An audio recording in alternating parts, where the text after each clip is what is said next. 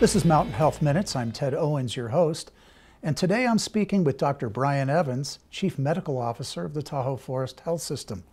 Dr. Evans, how are you today? I'm good, Ted. Thank you.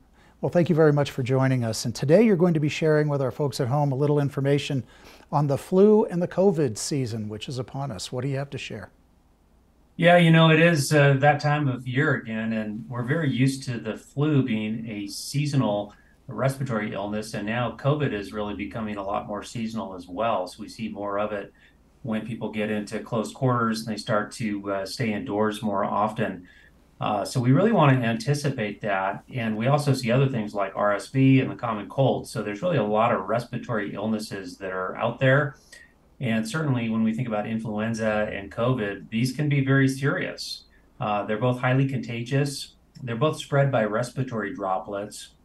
So when people cough or sneeze or just breathe out, respiratory droplets can carry these viruses and we can end up getting them.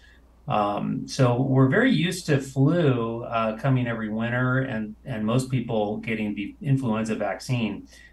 Some people really think that flu is no big deal, and we really need to remember that usually every year in the United States, we see somewhere between about 10 and 50,000 deaths per year just from the influenza, depending upon the strain. So, most people just have a more mild illness than that. They have maybe some fever, some achiness, tiredness, just fatigue, cough, sore throat, that sort of thing.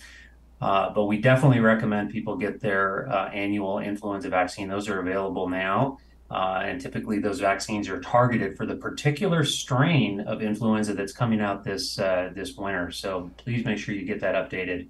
And Of I course, have a question for you, COVID. Dr. Evans. Is Yeah. the same true for the COVID vaccine?